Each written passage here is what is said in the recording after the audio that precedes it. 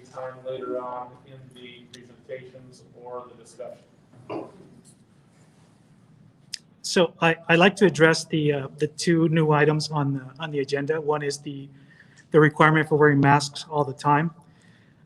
If it's possible to also get some of the data here at Upland specifically, as far as how many cases we've had, that this has now become a mandatory issue when the CDC and all of these other numbers are kind of going down as well too. So I kind of wanted to see if that's a possibility that can be posted somewhere, more specifics with that too. And the other piece with that is also who's going to be able to monitor this, because code enforcement as it is stretched out very, very thin. And so I don't know what some of the details are as far as enforcing this, as far as the fines and all of that as well too.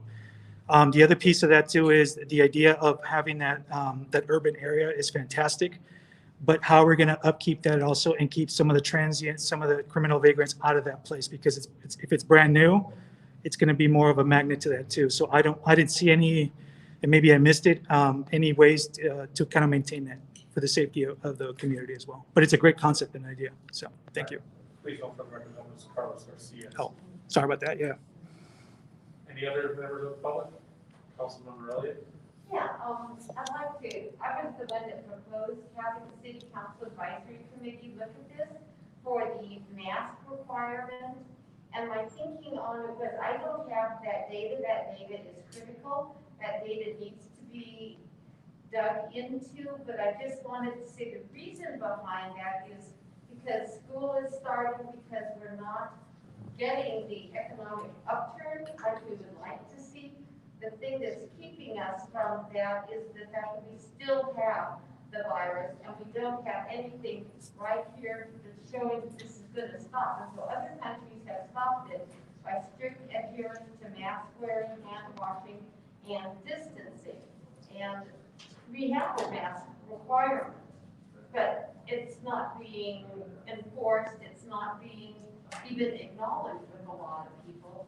And I don't have the answers as far as whether or not it's practical to enforce it, but it would seem like at least we can't do it now. Unless we have an ordinance, it can't be enforced.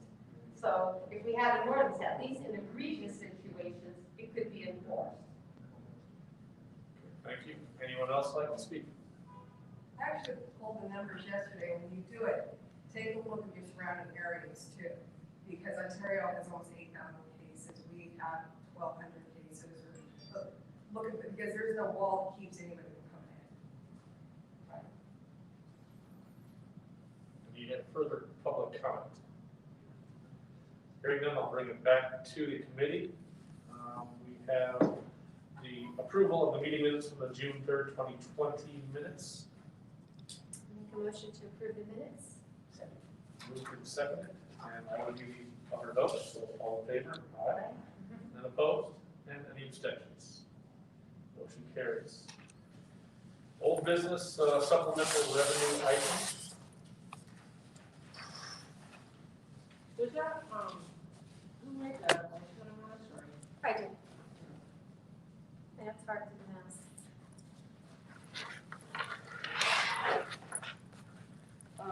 The supplemental revenue item, I just wanted to mention to the committees, it's more informational only, that we did get approval for short-term rentals, the item that I discussed at the last, or brought to you just as an information item at the last meeting. So that went to the city council and they approved an ordinance to implement that. So we're going forward with, well, it's not implemented yet. It's going to come back for, I think, a second reading. Is that not right? Or Yeah, is it second reading was September 14th, and we adopt or officially we can regulate it on October 14th. Okay, so we're in the process of doing that, and so it's probably going to be finalized shortly.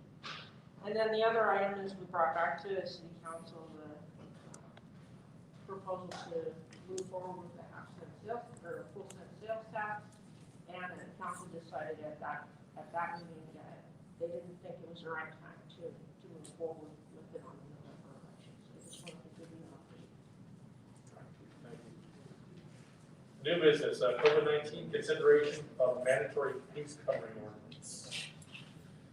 So as was brought up in oral communications, this was an item that it really has come to the committee from the council to consider, whether we need to, as a city, adopt a local ordinance, or would be your recommendation to council to adopt a local ordinance mandating masks. There are existing requirements for people to wear masks and social distance that are already adopted in the county, and some of the challenges that have been raised is how do you truly enforce that? Again, there are other cities, like I believe the city of Montclair has a mandatory mask requirement.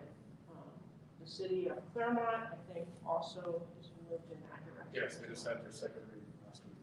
So, other cities are doing it. Again, it could be done here in the city of Upland, but it would be difficult, I think, for law enforcement to, manage that.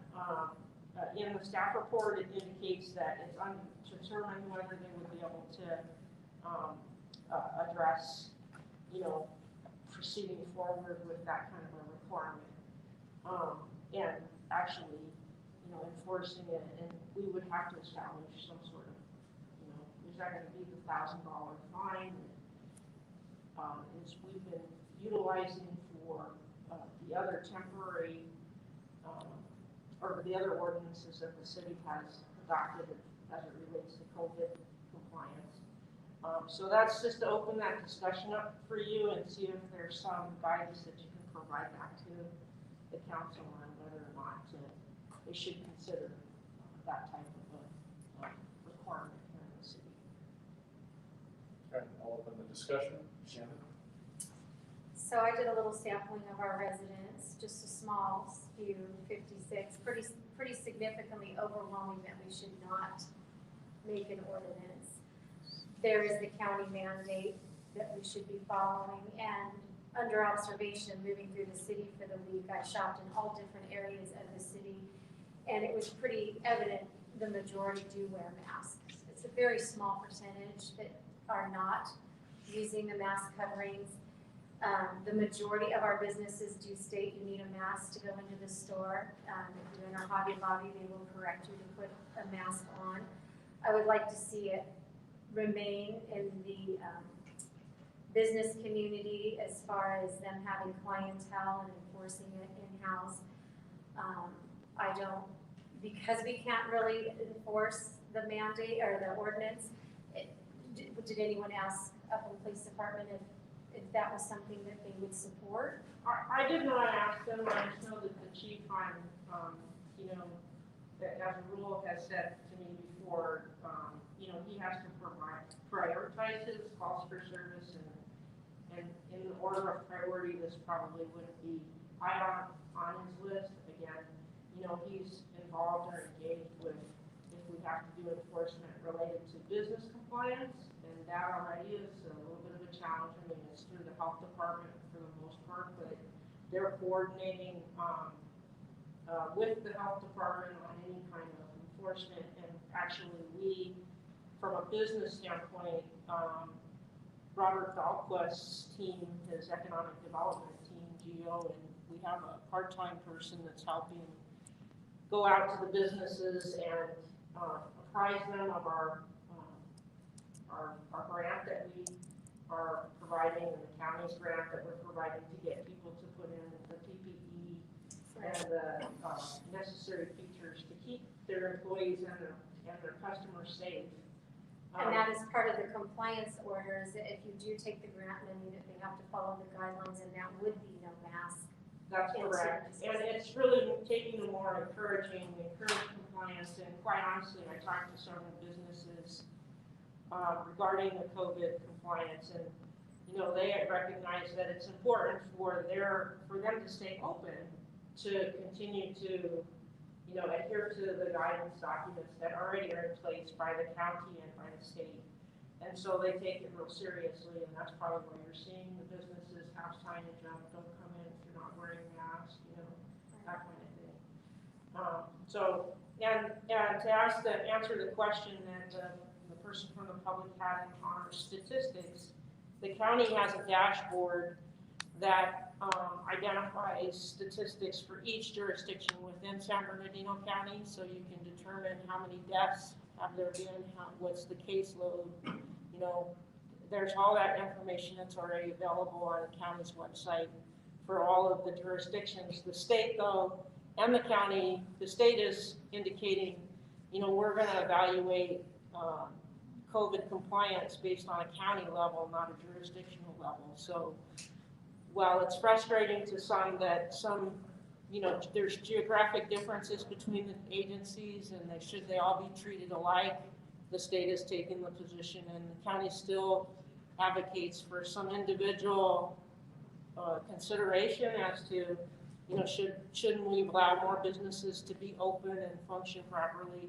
But the state still kind of pushed back and said, no, we've got a plan for, you know, what you need to do as a county and what we're going to be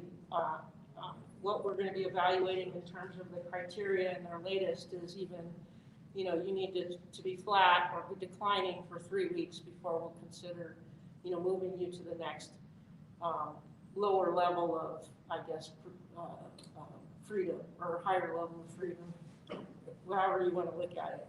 But again, I think if myself personally, as I traveling around the city, I do see most people are wearing their masks. There might be a few people who aren't. They're social distancing and they're doing the things that they're supposed to do at this time. Out of the 100 applicants possible, you had last reported there were 25 that applied for the 1,000 of the 100,000 available. Has our number gone up in the Yeah, Gio told me a couple days ago, 60. 60? Okay. And there might be more now. We're about 63 right now. Right. 63. So people are taking advantage of our local program, and they're also taking advantage of the county. And the county actually started out with a $2,500 grant, and they did added another $1,200 that people can go back if they got the first grant, apply for some additional funding to help. So again, that's just helping businesses provide protective measures to keep their employees and their customers safe during this period. Any other comments? I had a comment. Instead of the city of Montclair and the city of Claremont, both currently have not yet issued a single citation for this because of the enforcement challenges that it faces. I'm more of the approach that when you have a problem, when you have an opportunity to help many sectors by protecting the public health, that's the goal is actually to prevent COVID cases from spreading. Then the one way to do that is, we all know, wear these face masks. Why not, instead of taking a route of enforcement, why don't we take a route of education, a uniform education, where, just as an example, these are some that I found online from various cities, where they use varying marketing slogans, but every business would have the same exact sticker. So it's not, I've seen some that are handwritten, I've seen some that are missing, some that are on Post-it notes. But if everybody is using the same uniform messaging, that message, residents see that, they constantly know when they walk into the building, that kind of thing. The cost wouldn't be much, but you can get it to, and you can market it so you can also put education on there saying, it's not just wearing a mask to wash your hands, or the proper way to use a mask, but Similar to downtown Upland signage right now. Correct, but something that, something that the chamber could also help to promote. So the chamber is promoting. The state actually came out with a toolkit that they have, and we actually have a link to the toolkit, which gives you all different types of graphics that you can use for a business. And it's been blasted out to the businesses that this toolkit is available to them, and they can use it, so they don't have to create their own imaging or, This is what Claremont's currently using for theirs. It states behind every mask is a person who cares, and it's got a graphic. Yeah, I mean, I haven't seen that one yet, but, that's a nice branding, I guess, or slogan. So, I mean, I think that's, certainly we can work with the chamber and give them more opportunity, they could certainly use some of the grant money that's available to help fund that type of signage if they want. Because to me, it's just to those mom and pop shops that don't have the computer skills or are just not computer savvy, you know, they put their handwritten sign up there and that's all they, and say they're not a chamber member.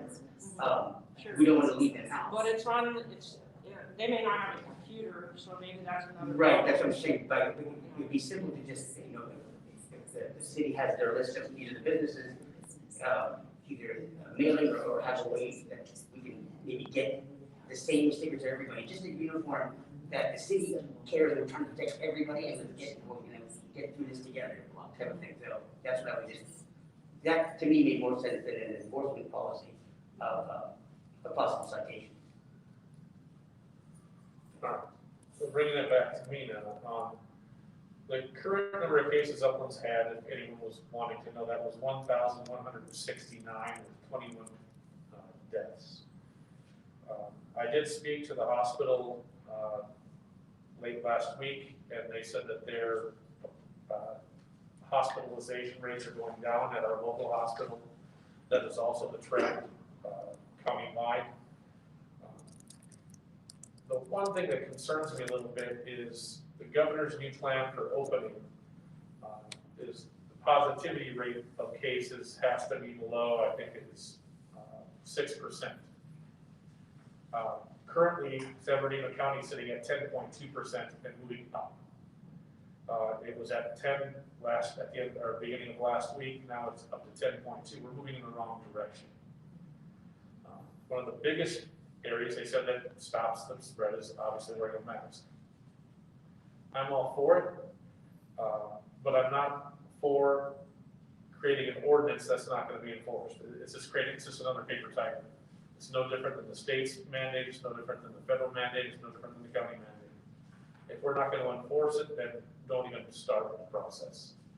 The second thing is it really is something that we need for the businesses in this town, is to get these positivity rates lower. And if we're not going to do it through enforcement, we need to do it through education. That's the only way we're going to be able to do it. Otherwise, you're going to see businesses fail because people just don't care, for lack of a better term. I get some people, you know, get claustrophobic wearing them. They don't like breathing through them. In my business, I have to wear them at all times, you know, 8 hours a day. I hate it just as much as anybody else. But if it means that my next door neighbor's business can open, my businesses can open, I'll certainly wear one for as long as it takes. But I don't see any kind of enforcement. I don't think the city's in a place to be able to enforce it at this point. I think the chief would probably echo my comments that the chances of an officer stopping to write a ticket for a mask or ordinance violation is probably going to be the last thing on the plate. Claremont, you know, faces a little more unique situation. They have a lot of people that come in from outside the city to visit. They were having a problem with those people not wearing masks, and it was very evident. Council members went down and observed it themselves. That's why they went, you know, full bore on it.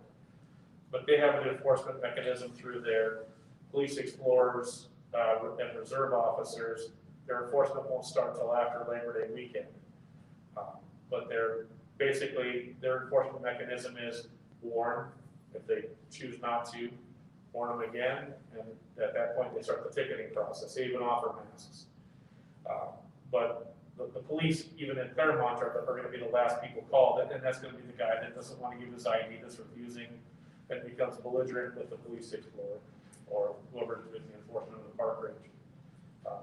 Upland's not in a position to do that at this time.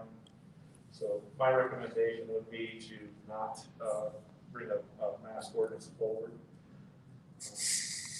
Any other comments after my comments? No. Right. I'll entertain a motion if someone wants to make one. Just to table this, and our recommendation for the city council would not to not bring forward a mask ordinance. Sorry, I mean that we have this table and the council not make the recommendation to the city council to move forward. I'll second. Are you tabling it or are you? Or not tabling it, or a negative Just a recommendation recommendation not to. not to proceed at this time, unless they have an enforcement mechanism that they're willing to take. Second, Yes, second. and I vote yes, so that would be 3 votes, unanimous. All right, new urban public space project in downtown Upland, the Old Magnolia Plaza. Robert Dockler? Yes.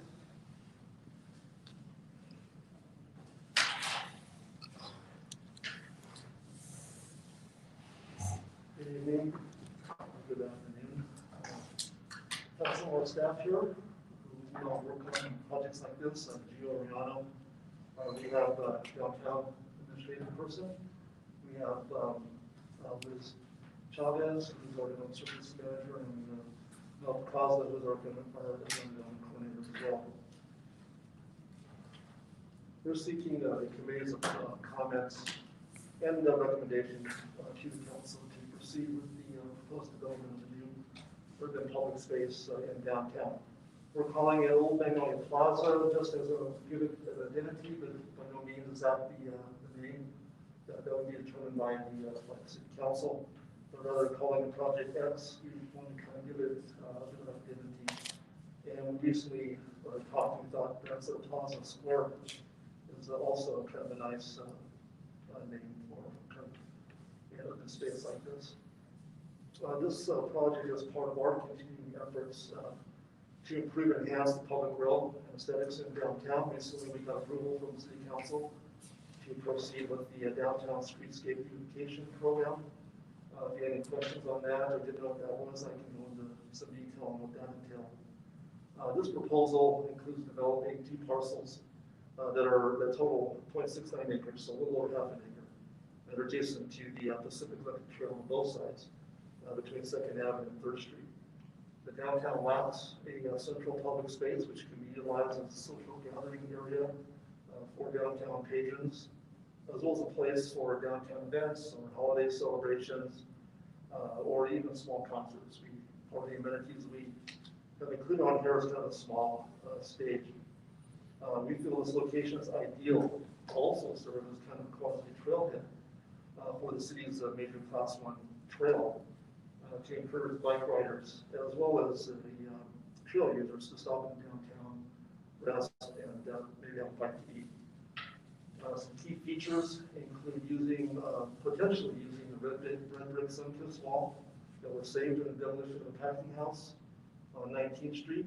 We would need to receive authorization from Historic Upland. I believe they're the caretakers of the wall. Also includes using the Mitchell's Plumbing building, which is adjacent to the site as historic themed murals. Also, as well as a new public restroom, shade structures, and also a river rock entry feature at each end. The new public space will play an important role in branding downtown and contribute to creating an environment that will, I think, attract businesses and result in social and economic benefits to the downtown. The project would be funded by city park funds. I checked with the finance department, and they have in that account that's unencumbered from this budget would have $10.5 million in there. We've estimated around $250,000, and maybe a little more than that. We'd like to include a restroom that is more high tech, more self-cleaning, low maintenance, and so the cost might be more than that. So with that, staff is here to answer any questions you might have. Since I started with Shannon last time, we'll start with you. Just a couple Oh, questions. I'm sorry, real quick. I forgot to mention, what you have in your packet is the original version, and staff had made some refinements. Yeah, we got the update. And so we passed it out to you, and I just want you to provide a quick overview of some of the things that were refined in the plan that we just passed out. From the revised plan, what we did is we moved the sun-kissed wall to the stage, so it could be more of a backdrop, and not just a wall, it's like a part, or it's like a plaza. And then we also changed the design of the archway. One was the original was a lot bigger, and it just didn't really fit the space, so we made it a little condensed and made it smaller. And then we also did a larger plaza area, so if there is an event down there, there's more space for people to congregate for either whether it's a concert or whatever's going on down there. So those are the main changes to it, just to make it a little more pedestrian friendly and just clean up some of the original. It's still a very draft version of it, and so this design is fluid and it'll obviously morph into something more concrete in the future. So this is just a conceptual design, and if we proceed, and the council gives us the authorization to proceed, we'll hire a landscape architect who will design and provide specs and cost estimate that we can use to go out to bid. And so the details of the plaza and the amenities, those would all be finalized during that time. But we'd like to have your comments, given this proposal and kind of conceptual amenities and design that we have. Is there any other things that you think that we didn't include in there that you'd like to see in there, or maybe the things that we have shown you don't like? So we're not only wanting to get your comments, but we'd like to get a recommendation to the council that you would like us to pursue, the council to allow staff to proceed with this. I took the staff packet with me, and I walked to that area, and I kind of visualized, and I think it's fantastic. I really, really like it. The one question that I did notice, and there's two differences that I just realized, is are the pavers different on purpose from the original one in our packet, the large one? Yeah, the one in the packet that has pavers, I think with this revision, and again, it's just a suggestion of the walkway, it's now stamped concrete, and as Gio mentioned, there's more kind of hard surface around the stage area. But, you know, the pavers are nice as well, so you kind of have two versions, and maybe you can kind of give us an idea of you like one or the other, or maybe a mix of Well, what I thought was missing, because it's along the bike path, are bike racks. And that was a comment that I had, and maybe even a secure bike storage, similar to what Claire was done at the depot, where it's in, not just lock it up, but it's in a secure enclosed facility that has to be coded in. You know. That way people can leave their bikes, go shop and dine in the city and then, or in the downtown area, and then ride your bikes home. good observation. Those are kind of things when you get into the devils and the details that, you know, we have landscape architects on board, those kind of things that you know, discussing the design agenda would be included, but that's a good comment. We'll make sure that we could include that. I'm sure that the landscape architect will be the one to address this, but I was wondering, because I know magnolia trees do not take much water, but lemon trees really take a lot of water. And there's going to have to be an irrigation watering system put in place, I would assume. So I was just wondering if perhaps maybe, I'm a huge fan of trees, and they get great shape, but perhaps less water thirsty trees in particular for the lemon trees. Okay. Yeah, you know, with the current state laws now, with the water efficiency landscape ordinance, you have kind of a water budget. And you have the landscape architects, when they design landscape plans for development, or even in the public spaces, the public parks, they've got that budget that they have to work with. So that's part of the kind of design plan, is also designing so it's consistent with the water efficiency landscape ordinance that the state has. And just the last thing I was thinking of, and you mentioned this earlier, but what about, and this would go for, obviously, it would be something I recommended to Councilman Zuniga, but why not have the residents of that area name the park? Just a thought, something that could build camaraderie, and something that people could, you know, create a system where people could vote or have a discussion.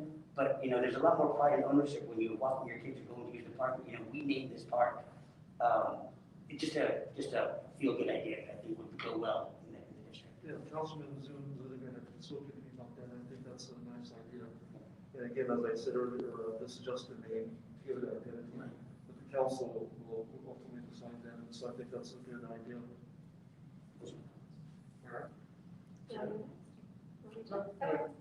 I'll echo what James said. It's well done.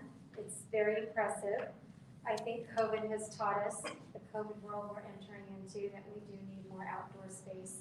I think that was something that always had lacked in Upland, and this CARES Act grant has kind of afforded us to kind of redesign very quickly so we can get everybody outside. And it's always a great way to keep residents in an area to be able to enjoy and then possibly shop in downtown Upland. So I know that we need to start somewhere because we need a draw to continue to bring residents and patrons from other cities into downtown Upland. So a few things that I just wanted to cover that are concerns, but they're not big concerns, but just kind of wanted to make sure that, first of all, the $250,000 funding on the project. I know it's been stated it's not coming out of the general fund. Is it part of what you call capital impact fees, the roughly 10 million that you expressed? It's actually called development impact fees. Okay. So new development pays development impact fees. Right, And one of those is park fees. okay, And so they're paid for dwelling unit. And those go into that fund for park acquisition and maintenance and construction, that kind of thing, those capital improvement projects. And we've got, as I said, unencumbered 10.5 million in there. okay. So the ad hoc committee that met last year from February to December, they had 29 points of concern, and so I pulled the packet that was received and filed for council.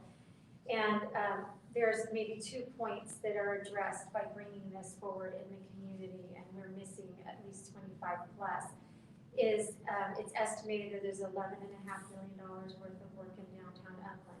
Is there no way to utilize these funds to address first what was the concerns of the ad hoc committee? Because I do, okay, so you're saying no.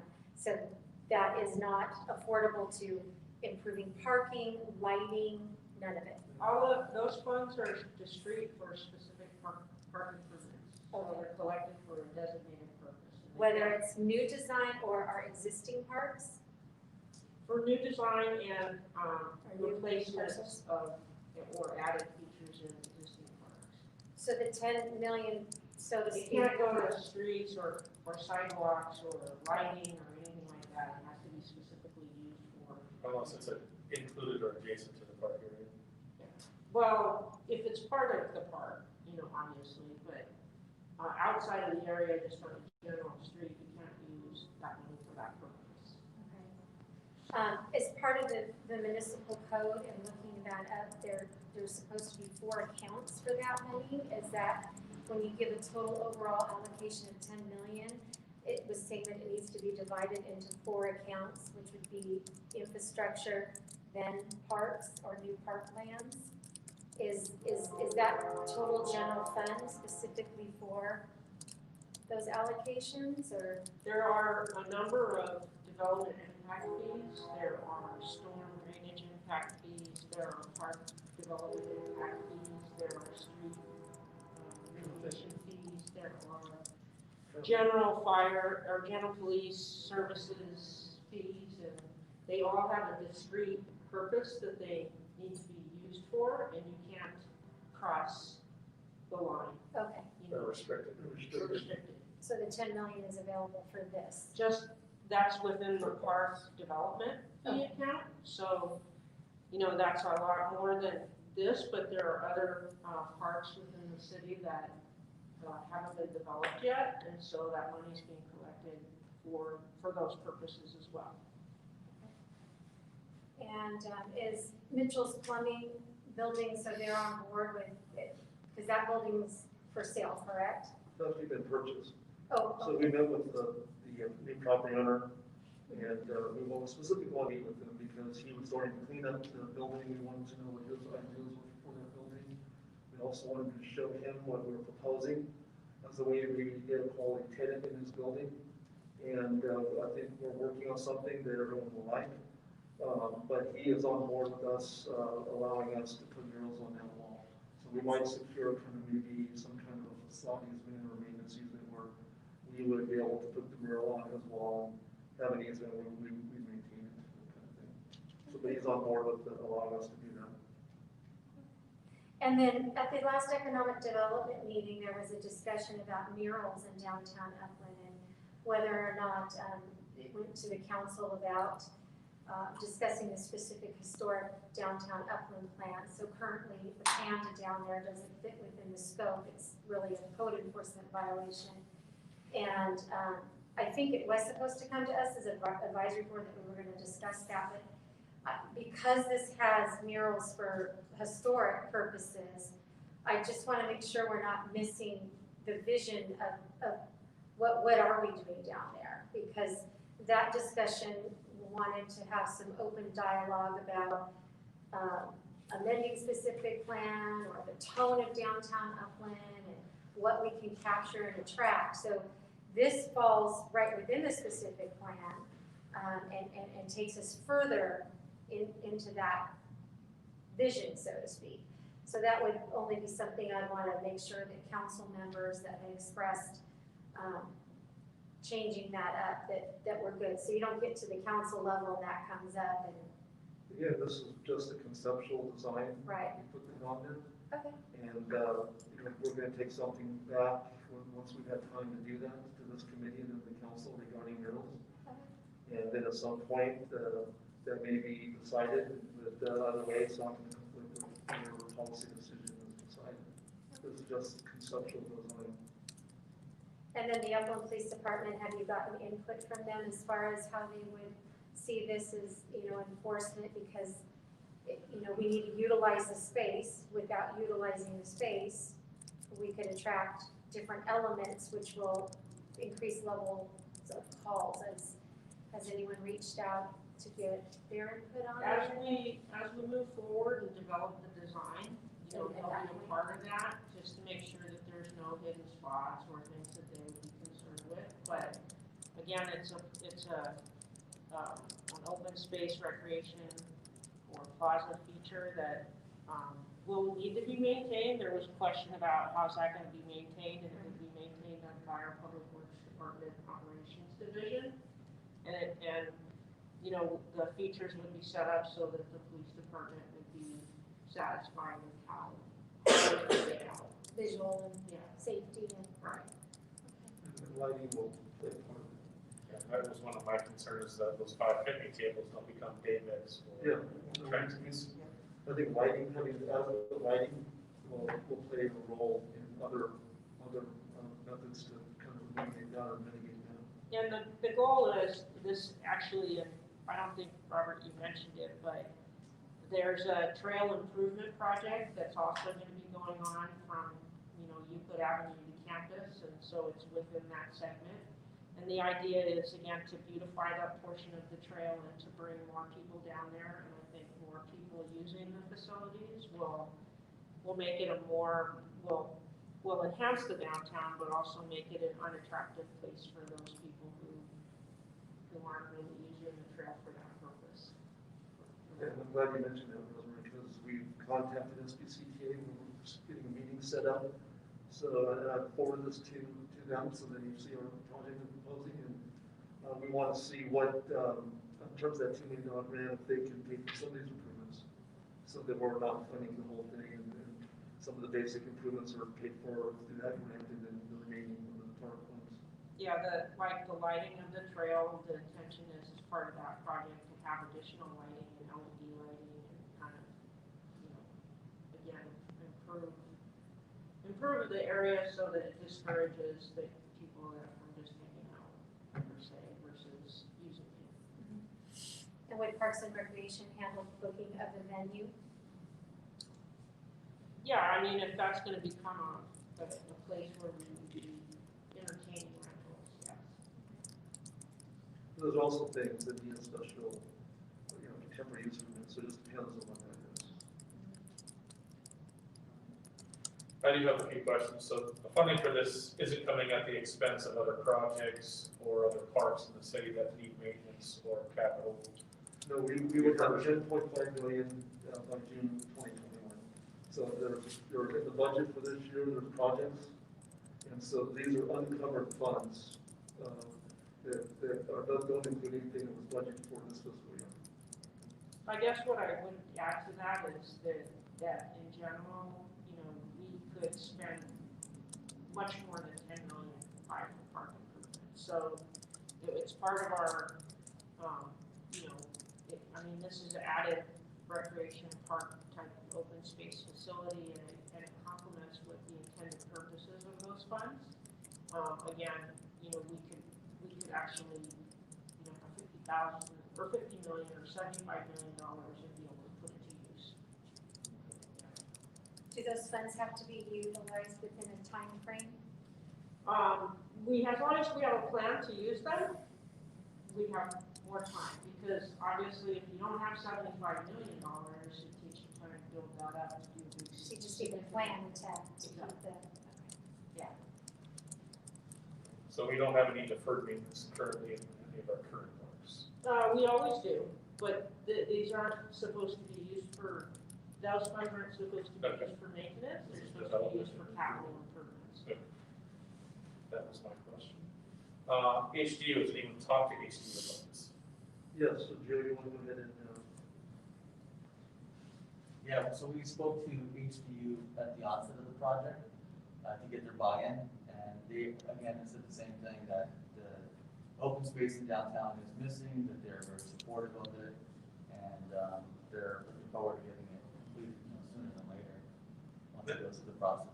Has there been any negative comments from any direction regarding this at all? We haven't heard anything yet. no, the only thing they just added is, you know, people may walk their dogs through this area, and they might walk the disposable bags, kind of maybe on each end. yeah. So we noted that, and then when we get to the final design, that would be something that would be. We've even a doggy drinking water station off the side of the restrooms. We already talked about this bike storage. The restrooms, I think, are a great idea. Being a user of the trail, especially during COVID, there is nowhere to go. No, exactly. I mean, it's, you have to, you know, have a friend in the business, or, you know, I've seen some people just pop off on the side of the trail to do their business, which is not what we want to happen either. So I know that having a restroom in the downtown area comes with other issues, but I think having it is something that's definitely needed. So I applaud that addition. It looks great. I like the incorporation of the murals on both sides, the Magnolia and the Sunkist mural. I like the increase in the hardscape a little bit around the stage. However, that might generate too much heat. You know, I don't know if something that's less heat generating.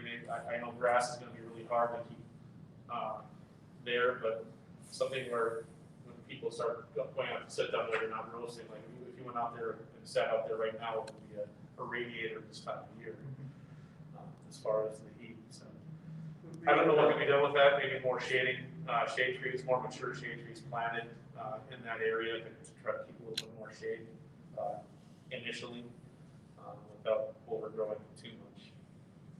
But that really is all the comments I had. Just questions that I had were answered either asked by Shannon or by James. So. I do want to circle back before you close this out, and I know council will go into detail when if this moves forward. You know, we have concerns about downtown Upland that have been expressed by residents. It seems to be the common theme about receptacle trash cans overflowing. The area is not as kept as it should be. Not sure how much the street sweeper's going through. I've addressed power washing issues with you in regards to downtown Upland and who's responsible. And I would not want to see another shiny object put in that looks great, and then 9 months to a year from now, we fell on the portion of servicing the area for what it's. We really need to keep that level of service up, which is going to include power washing with people eating there.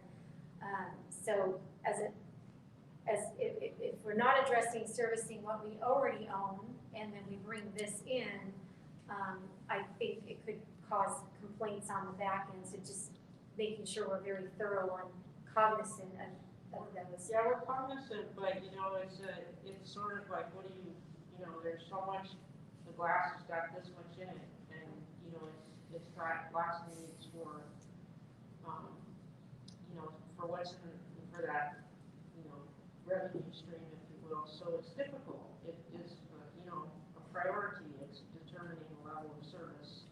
I think You know, basic level if you want service. if you want a Cadillac service, well, that's going to take away from something else. I mean, if you want routine service that we typically would do, then, you know, I think that's what we're expected to do is Right. our typical routine service. I think I just want to make sure that we are doing the basic level routine service of what we already own, so that when we put more on the grid, that we can continue to maintain that luster of what we're trying to do for the whole concept of downtown Upland, so. I'm sure we always strive for that in the city, but I just, Unfortunately, we need more revenue, and that's not coming anytime soon. right, and emptying trash cans is a basic level need that needs to be addressed. Still takes people to do it, you know, and we're down here in downtown, you know, quite frequently doing that service. And maybe it takes a little partnership from the businesses there to, Right. to say, you know, what's it take for me to go out and put a new liner in too? If Right. they're seeing a problem, and it's their coffee cups Especially or if we're whatever. trying Right. And if this gives them more ownership to be able to do that, then that's wonderful, and it'll be a great addition to the city. Right. Anyone want to make a recommendation to council? I make a motion to recommend this going forward to council. Continual conception on the idea. I said, Approved as well. That's 3 votes, yes, unanimous. All right, city manager comments. I just wanted to, I passed out to you, license plates that we just got, produced. This was done by Robert Dahlquist's team. It's for economic development. It really is intended to bring awareness, about the city itself and to shop locally here. It's part of our campaign to kind of, you know, make people, remind people, you know, if you're gonna shop here locally. So, we did a little pilot program, and so we didn't generate too many of these. We'll see how popular they are, and we can go from there. But each one of them were provided one, and they're not at cost. I mean, if there are people in the community who want them, they can go to the government services counter and request them while supplies last. And we didn't produce too many at this time. We just wanted to kind of pilot it. How much are they? They're nothing. Oh, Free. oh, Free out of town. Well, the cost to the city is about $2.25. but to the But residents, to the residents, it's limited supply. Yeah. Okay. All right. Second, Rosemary? Yep. Well, thank you for your comments. Meeting is adjourned. The next scheduled December is December 2nd, or as